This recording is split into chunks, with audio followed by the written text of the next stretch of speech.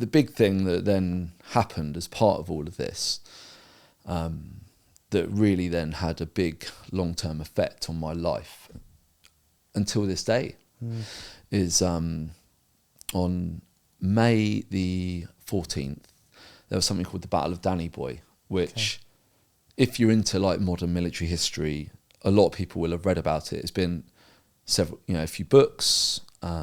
There was a few years ago, there was like a BBC dramatisation of it. Right, okay. Yeah. Well, I'm not aware, so No, it's cool. It's cool. And I didn't expect anyone to be aware. And like, why should people, like, who, in a way, like, who cares as well? I mean, which is why I sometimes feel funny, like, talking about it. I don't know. People get it. But, cool. and I don't, yeah.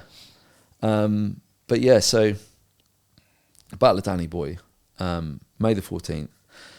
My platoon are on QRF, Quick Reaction Force. So there's always, whenever there's people on the ground, you always have a QRF in camp ready to roll to help with a casualty or to help reinforce, you know.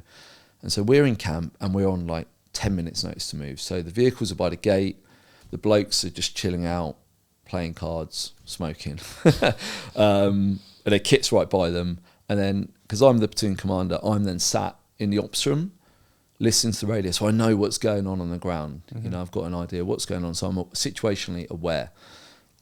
And then I become aware that there's this big firefight south of where we are, down near Majara Al-Kabir, by this permanent vehicle checkpoint called Danny Boy. It's just the code name we've given it. Obviously, the Iraqis don't give a name like that. And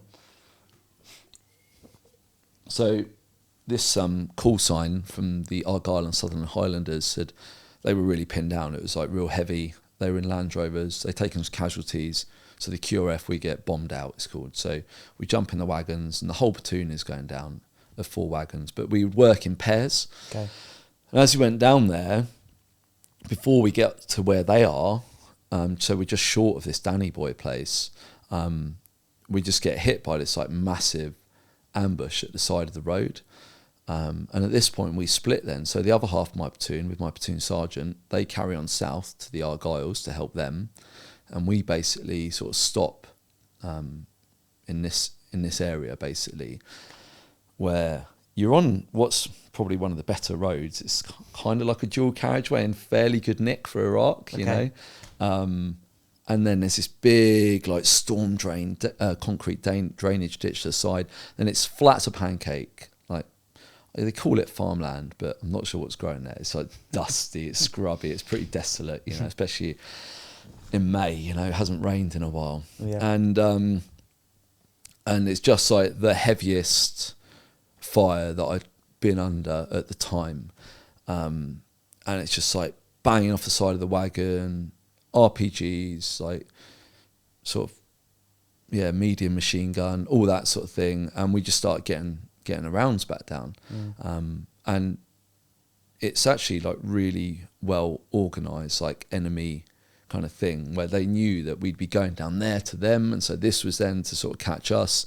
Right. They had dug trenches. They were kind of supporting each other. Like, it was properly organised with a lot of ammunition, and a lot of fighters, it turned out, in the long run as well. And some other vehicles came and joined us. So there's just this big dust-up going on. And then, basically, because this drainage ditch, not sure if we can really cross over it in the vehicles without rolling them. And you don't want to roll a sort of 35-ton arm. Yeah, exactly. And you'd never live it down. Like, more importantly, is and so basically we get a load of the boys out the back of my vehicle, and they get out the back of one of the 8 platoon vehicles as well. And so there's about 6 or 7 lads that get together, including one of them, a guy called Corporal Brian Wood, who has now written a book. He went on Jocko podcast. Right. He's very high profile. He won a military cross for his actions that day. And him and one of the corporals from my platoon, who also won a military cross that day, worked together and basically did bayonets fixed, full frontal assault across this open ground. And what does that mean? What does bayonets fixed mean?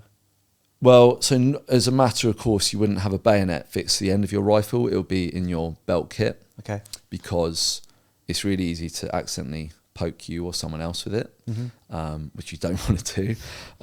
And also it can slightly reduce like the range and accuracy of the rifle. Right. But at your like infantry battle schools and stuff, you're taught, you know, at the final phase of the assault, you fix bayonets, because at that point you're entering a trench. If your weapon doesn't work, if you run out of ammo, if it stops or whatever, then Okay. that's where it goes. Yeah. Which is mental to think about in any time really, Yeah. but in 2004, you know, with all this modern technology, but that's where things went. Yeah. And so they do this across the open ground, and as they do that, I'm like, say to my driver Oscar, I'm like, Oscar, do you think you can get us across that ditch? Because I'm not sure. And Oscar's like an amazing driver. He's like one of the best drivers in the company. And he's like, yeah, boss, I'll get us across. So I'm like, okay, if you say you can do it, you can do it. So we get across, and so we're giving them like fire support, firing them into it, and they do that. So anyway, we effectively like win the battle. I say we, like, it's not just like there's like 2 tanks turn up as well from the Queen's Royal Lancers. Right. Saw that fire its main gun. That was mental. Like, you don't want to be on the end of that. No way. So that was like a little life goal tick, seeing that fire. And then there were the 8 platoon vehicles. And then towards the end of the battle, the company commander and company sergeant major turned up because they'd been in another fight somewhere in the city. Wow. Like, it was a mad day. Wow. And so by the end, there's quite a lot of vehicles, a lot of people there. You know, I'm not saying it's like we single-handedly won it. I'm not trying to... No. But the battle's over. There's no more shooting. And then at the end, you go through this process of, like, it's called the reorg, where you then kind of get reorganised so that you're ready for a counter-attack. So you get in defence, make sure everyone's got ammo, you treat casualties, you deal with enemy dead and enemy wounded and prisoners and stuff. Were there any? Sorry, excuse me. Were there any of those? All of them. All of above. Yeah. Okay. So, which is going to be the thing that kind of gets really fucking heavy in a minute. Okay. So they took, I can't remember, maybe like 9 prisoners. So they'll get plastic cuffed and they get taken to Sergeant Major. I think there's 1 or 2, I can't remember actually, enemy injured. But basically, in this area that's immediately available to us, I think there's in the region of like 20 plus enemy dead. And basically an order comes over the radio: we want you to bring the enemy dead back to camp, because we want to see if any of them are off our hit list, you know, the people we want to get. Yeah. Any of them are the suspects who killed the Royal Military Police, and have we got any real big players? Bring them back to camp. And at the time you think, well, I've never done this before. Maybe it's, yeah. And you're just like, yeah, right, boys, you get them picking up the bodies. It's not nice. No. Load them in the back of the vehicle. Yeah, we all go back to camp. And I knew, like, that night, as we like scrubbed the fucking litres of blood from the back of our vehicle,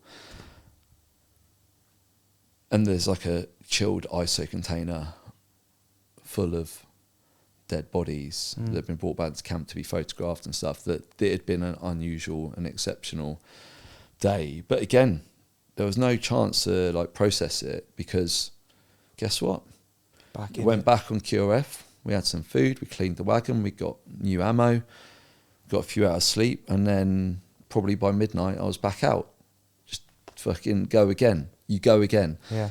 And over the next couple of days we were all like interviewed by the Royal Military Police, because it had been so extreme. Yeah, are they concerned for your mental state, welfare? No. What is it? No, there's none of that. Right. They are kind of making sure nothing untoward had gone on because of how many people have been killed and captured and how many rounds have got fired, and it was a pretty exceptional day. And in theory, it's kind of, they're army, but they should be impartial. It's like a kind of almost like a top cover. They're like saying right from the start, look, we're looking into this now. We're going to get statements now straight after it happened, so that we can kind of account for this. So if down the line anything happens, but as it turns out, like it's didn't quite do what it was supposed to. Right. So anyway, so the bodies will get photographed and they get returned like really quickly, because we're culturally aware that because they're Muslims, they have to be buried within 24 hours. So they get returned like after a matter of hours. They're returned to the like the tribal elders, because that's how they roll down there. Wow. To be dealt with. Anyway, so the tour continues. I could tell a million. I know it sounds like fucking really wanky. Yeah, there's some stories, a lot of stuff that happened. Yeah. Yeah, but it was amazing. Like I'm like grinning because I got to fire all the way. I got to call in airstrikes. I got to and call I guess in it's the group thing, the group element. Yeah. Just me and my the platoon, lads, yeah. Nasty 9 platoon, all 35, all the boys. We all came home. Everyone put it all on the line for each other. Everyone was there, and just like the growth as like a young leader. Because I made mistakes, mate. Yeah. 1,000 mistakes, like I still do, you know, but we all came home, and I think, you know, I did all right, you know. Yeah. There were no like glaring ones, you know, that were too bad. Wow. So then, look, this isn't just like a war podcast, whatever, but because, you know, you showed me that picture from Afghanistan, because like I put it on my Instagram, because sometimes I talk about the parallels and the experiences of the army and how it makes me a better coach, and how the lessons I learned there can help you to be a better rider and stuff like that. Because I then sorry to interrupt you, your major takeaways from leaving the army. Yeah. I always get confused. Can I call it. Definitely come back to that? Should we just do a quick ad break? Okay. Hey man, what an episode that was. You did amazing in it. And so did you. You shone like a star. You shone like a moon. Can we also put something up here that you can click on for the next episode? How about we put a subscribe up there in the middle? Yeah, I love We're going to put a video we think that our lovely companionship will love on your face. On my face? Yeah. And so on can't see me now? Gone. And on my face, another video that we think people will love. And thank you for watching. Thank you for listening. Please hit like and subscribe. You guys are the best. Peace and love.